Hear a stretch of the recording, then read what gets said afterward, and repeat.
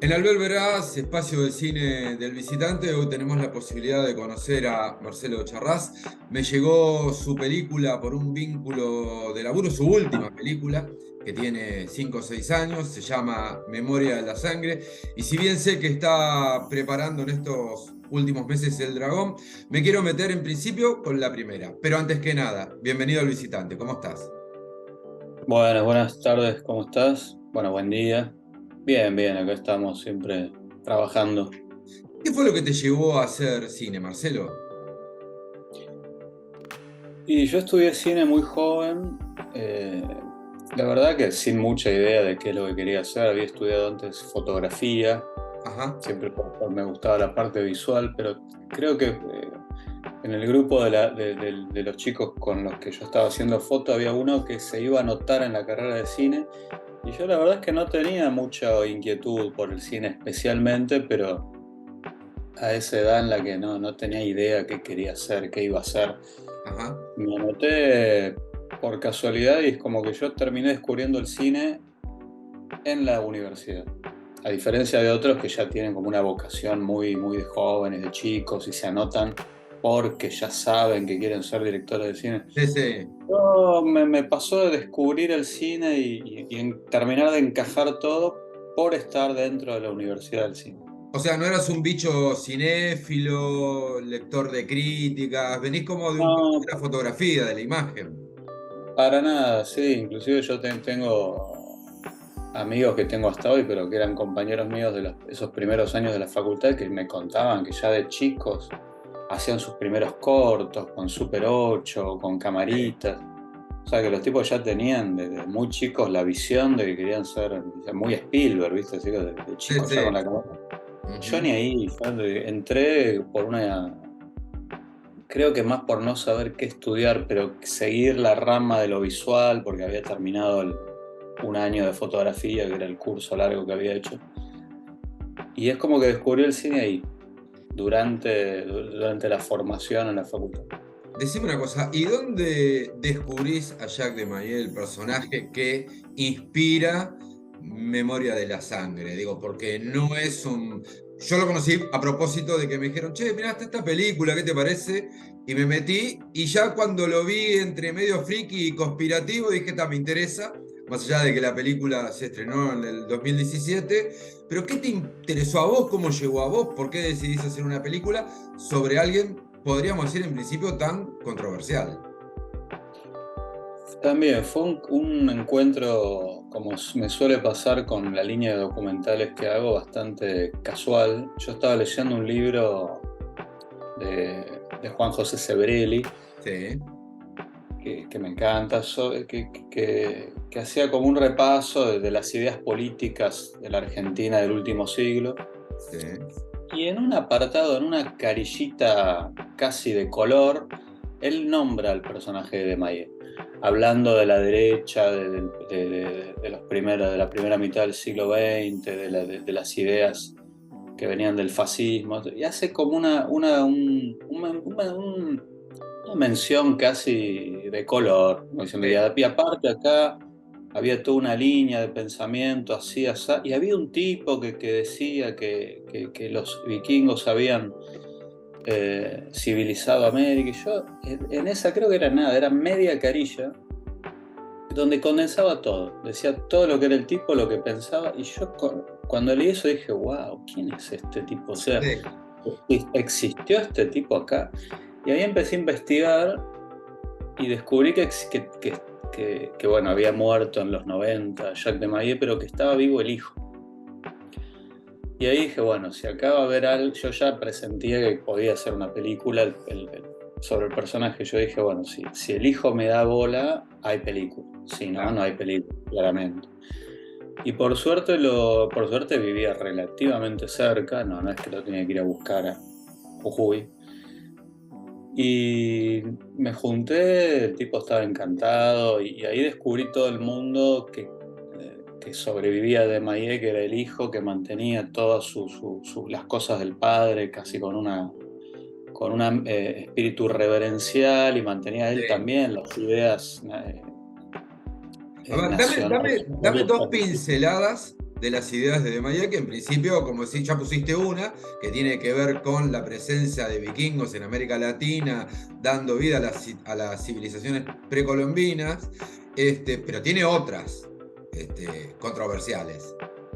Sí, sí, claro. A mí lo que más me interesó de entrada era eso, era su teoría que la volcó en varios libros de que los vikingos habían sido los verdaderos civilizadores de América y que los dioses de las mitologías precolombinas eran en realidad nórdicos Sí.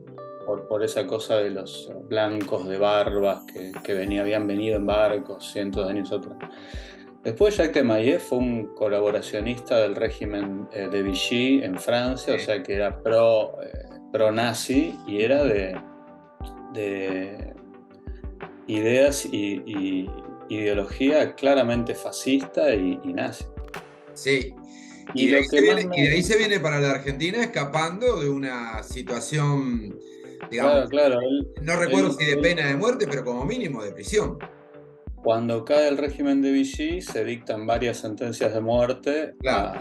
a varios de los colaboracionistas y ahí él es encarcelado y la mujer en ese momento, que también no se quedaba atrás, lo rescata con un golpe comando a la unidad donde estaba detenido y se vienen para la Argentina acompañados Esa debería ser la próxima película, ¿no? O sea, ¿quién es esa mujer que a punta de Claro. pistola Y rescata a un preso? ¡Wow! yo no la, lamentablemente también había muerto para el momento de hacer la película, pero si hubiera estado vivo hubiera sido muy interesante ponerla en la película. Sí. Lo que me pasó con Desmayé, claro, es que tiene tantas aristas y después trato de mostrarlas en la película, se abren muchas cosas, o sea, él se relaciona con el régimen peronista, está vinculado a grupos que son de la derecha de esos años, como Tacuara. Ujú. O sea, yo a medida que iba investigando se iban abriendo más y más facetas que algunas pudieron entrar en la película y otras no. Pero yo sentía que lo que decís vos, que cada cosa que descubría era una película en sí misma. Claro, porque, a ver, hay un personaje, este hombre, ¿no? Que viene a Argentina, aparece ahí todo su contacto con el peronismo, los tacuaros, en un momento se lo nombra a Santucho, ¿no? Con lo cual expande todavía el universo más allá de las fuerzas peronistas, pero se mete con algo bastante complicado, que es el vínculo entre la figura de Perón, Mussolini, Hitler. Eso es controversial ya de por sí. ¿No o sea, te preocupó cómo eso podía impactar en una parte de la población no menor en la Argentina? No, preocuparme no. Como yo fui descubriendo todo de a poco, no fue como un shock de Sí. entrada. Pero eso que decís es de hecho a mí lo que más me sedujo de hacer la película. Ujú. Porque de repente yo he encontrado un tipo encarnado ahora en el hijo, que Sí. piensa lo mismo que el padre, que se declaraba al mismo tiempo nazi y peronista. Yo dije, bueno, a ver, ¿qué hay acá? Y el tipo explica muy concretamente por qué eso es lo más lógico del mundo. Porque Sí. él considera que perdón, que Perón era esencialmente fascista y Ujú. admirador de Mussolini y toda la ideología que él plantea o el armado, el constructo ideológico del peronismo es deudor de esos regímenes. Sí. Para él esto era absolutamente normal Absolutamente lógico. que eso fuera así y las pruebas eran en la relación de Perón con los nazis, cómo los ayudó a entrar, Ujú. cómo no pudo declararle la guerra a Alemania hasta cuando ya era obvio que no quería hacerlo y lo terminó haciendo a último momento. Y a mí yo que no soy peronista y mucho menos antiperonista, a mí sentía que podía meterme en eso totalmente liberado de condicionamientos y yo decía, Claro. pero quizás tenga razón. ¿No? Quizás los que no lo están viendo son todos los demás, o sea, Sí, porque sí. era tan convincente. No, yo no tuve sabía que podía llegar a pegar mal eh, desde el lado que vos decís, pero por otro lado, en un punto yo sentía que la película por ahí estaba del lado de la verdad. Entonces yo decía, yo Ujú. te muestro este personaje. O sea, es como decirle a un peronista, bueno, hacete cargo de este tipo que dice que es peronista y nazi. Y No, te lo perdón, fundamento. y hasta donde yo sé, fue parte de la escuela de formación del Partido Justicialista. Sí, o sea, yo no puse más sobre la relación de él con el peronismo porque no tenía las pruebas, como Claro, en un punto yo mostré fotos, mostré documentos, sí. pero el hijo me ha contado otras cosas, que era una relación mucho más cercana, que de las que yo solo podía especular y no quería seguir tirando tiros al aire, pero Sí. era de Mayek. Escribió varios de los textos que formaban parte del manifiesto del primer peronismo. Los escribió él directamente. Vos decías que hay otro personaje que es el que decide dentro tuyo, bueno, hago la película que es el hijo, ¿no? El hijo obviamente también es un personaje con un recorrido que va, no sé, por los 5 continentes, en viajes de todo tipo, se declara nacionalsocialista, peronista, fuma hachís, o sea, más poliédrico no se puede ser, ¿no? Y por otro lado parece que estuvieran armando como un Twitter con las ideas del padre y tiene Mm. una biblioteca allí que parece una especie de museo mausoleo.